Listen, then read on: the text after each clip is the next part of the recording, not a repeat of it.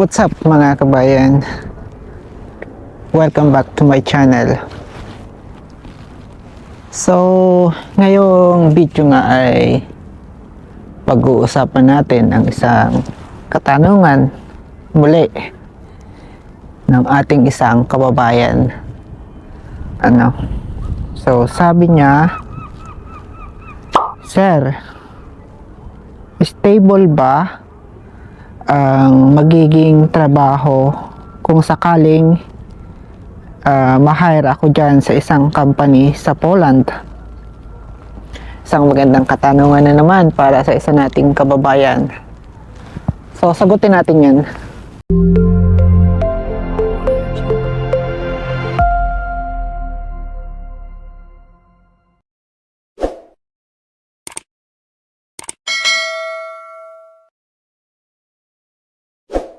Napakaganda ng katanungan ng ating isang kabayan.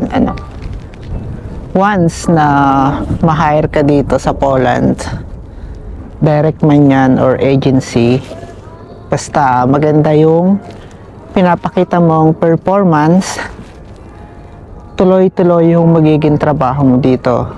At nasisigurado ko yan sa iyo mga kabayan or sa iyo kabayan, Kasi nga dito, yung katawan mo na lang yung susuko sa pagtatrabaho. Once na ma-hire ka dito, maganda yung performance mo, nagustuhan mo yung place, gustuhan mo yung ambience ng working place mo, tapos yung city na pinagtatrabahuhan mo or probinsya man yan, factory man yan, hotel, business man yan, or skilled, basta lahat ng skilled job. Once na ma-hire ka dito, mga kabayan, ay katawan mo na lang ang susuko sa Poland, Kasi dito, unlimited yung magiging kontrata mo. So, expiration yan, siguro, bibigyan ka ng 1 year. Tapos, the next is tuloy-tuloy na yon, mga 3 years yung sa working permit mo. Tapos nun, renew ka na lang uli pagkatapos ng 3 years na yan. Pero, once na may gusto sa'yong kumuha direct na company, like for example, kinuha ka ng isang hotel, i-grab na ninyo kasi pag binigyan ka ng full contract or umuba o prase, yan yung magiging tulay mo dito para maging isang permanent na resident, mga kabayan. Napakaganda ng opportunity dito sa Poland, mga kabayan. Kaya huwag niyong sayangin yung magiging opportunity ninyo dito para dun sa mga kababayan kung nandito na at paparating pa lamang, Kasi ang Poland, mga kabayan, ay napaka-safe na bansa. Kumbaga, dito ay walang masyadong crime na nagaganap, Tsaka 24/7 yung safety mo dito. Siguro kung masama kang tao, nang hold up ka or nanunto ka, yun, mapapaaway ka. Pero dito, ang mga tao ay may respeto kahit sa mga foreigner, nire-respeto nila yung isa't isa. Ang ibig kong sabihin ay yung mga lokal na tao dito sa Poland. Kaya't hindi ko sinasayang yung opportunity kong pagtira dito sa Poland. Kaya isang magandang example ko sa inyo yung aking sarili kasi nandito ako sa loob ng 5 taon na, mga kabayan, Kahit yung mga paparating pa lamang, i-grab ninyo yung opportunity. Once na maging permanent resident tayo dito, siguro, kasi ina-apply ko pa lang yun sa akin, ay may maganda tayong patutunguhan. Siyempre, makakapunta tayo ng ibang part ng Europe, makakapagtrabaho tayo ng walang dokumento. So, ang dala-dala lang natin ay yung card natin, katulad ng card ng lokal dito. So, para sa mga paparating pa lamang, so meron kayong visa, siguro 1 taon yan, kasi yung sa akin 1 taon. Pagkatapos ng 1 taon, mag-apply kayo ng temporary residence card or yung TRC na tinatawag. Tuloy-tuloy naman yan mga kabayan. Yung renewal niyan ay tuloy-tuloy. Kaya huwag niyong sayangin yung pagkakataon na binibigay sa inyo, ano? So, napaka swerte natin. At napakaswerte ng mga makakapunta pa lang dito. Kasi yung Poland, mga kabayan, ay nag-grow yung bansa nila. Baga, palago pa lang. So, nung dating ko dito, hindi pa ganun kakilala para sa mga foreigner ang Poland. Marami kaming adjustment dito sa Poland. Alam yan ng iba nating mga kababayan na dumating dito ng 2018 hanggang sa 2020.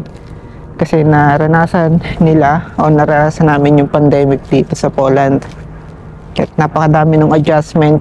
Yung mga tao ay talagang parang, alam niyo yun, ayaw nila ang mga foreigner nung una kasi nga dumating yung pandemic, nagkaroon sila ng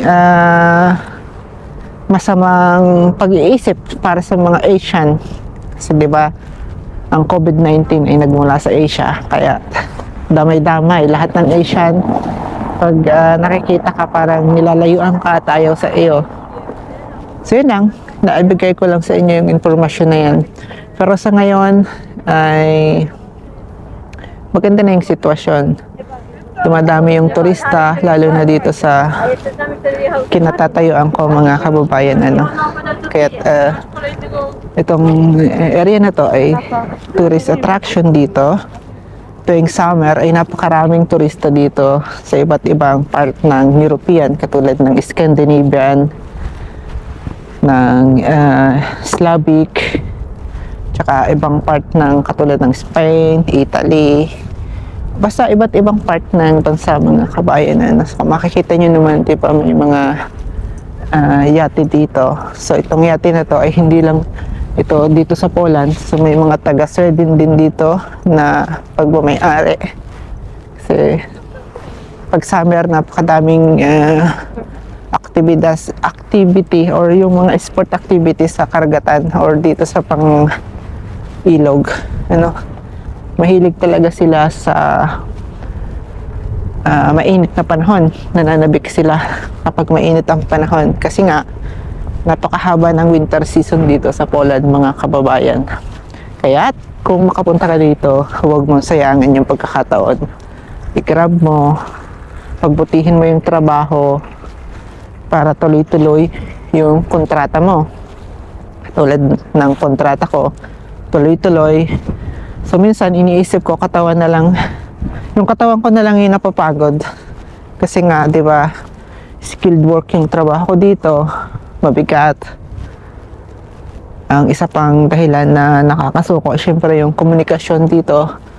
Noong mga panahon na kadadating ko pa lang dito ay hindi pa ganun ka dami ang nagsasalita ng English dahil nga wala silang time siguro.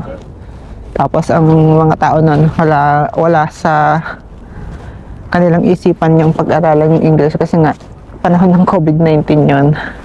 So meron naman nagsasalita, kaso doon sa lugar or sa syudad na tinitirhan ko ay talagang limitado lang.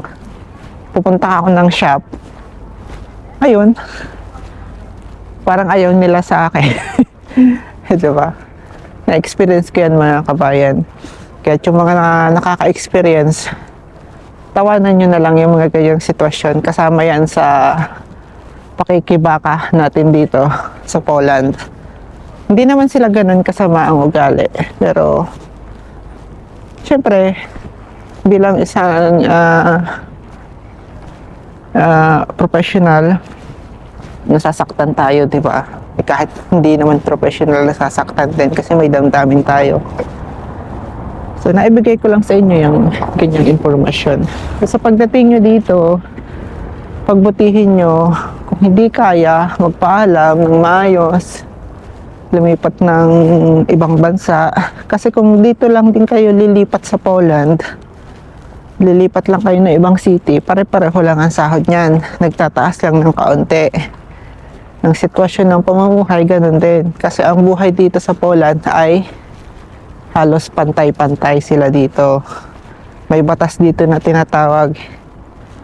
Siguro sa mga factory, nakakalamang lang yung mga yan ng sahod kasi per hour ang binibigay sa kanila. Tapos, talagang patayan ang trabaho ng mga factory na yan or ng mga skilled work, lalo na yung mga welder. So, sobrang dami ng oras nila. Kumbaga. So, isang paalala ko lang yan sa inyo, mga kabayan. Hindi naman masama ang mangarap. Basta dapat aware kayo sa mga sitwasyon dito sa Poland. No? So manood kayo ng aking mga video. Kasi hindi naman ganun ka-perfect yung mga video ko. Pero may makakuha kayong kaunting aral doon. Once na makakuha kayo dito ng full contract, ay tuloy-tuloy na yung magiging trabaho nyo dito. Ano? Kaya huwag nyong sayangin yung pagkakataon. Patuloy lang yung pangarap natin dito at ituloy nyo lang yung mga magagandang nangyayari sa inyo dito sa Poland. Katulad din ng ginagawa ko ay ganyan. So patuloy lang din ako sa aking mga plano. So kumbaga hindi ko minamadali yung mga pagkakataon kahit na alam niyo yun, nakaka-stress minsan kasi kasama naman talaga yan sa ano natin, 'di ba, sa pagiging isang OFW dito sa Poland. Kung nakakatanggap tayo ng maraming pagsubok. Kaya ang magandang may advice ko lang siguro ay maging matibay lang tayo sa bawat hamon dito sa Poland. Ano? Huwag kayong basta-basta susuko sa mga hamon. Katulad ko rin, minsan, nakakasuko din, pero ang ginagawa ko madalas ay pupunta ako sa gym, tapos, ano yun, nakikipag-usap ako sa mga motivated na tao, ano. So, yun lang. So, maraming salamat nga pala sa patuloy nyong pagsuporta sa YouTube channel ko at sa iba kong social media account, ano. So kung may mga katanungan kayo, huwag kayong mahiyang mag-iwan ng message sa comment section ng YouTube channel ko. Then patuloy ko kayong sasagutin, mga kababayan. So maraming salamat ulit sa inyo and God bless, mga kabayan.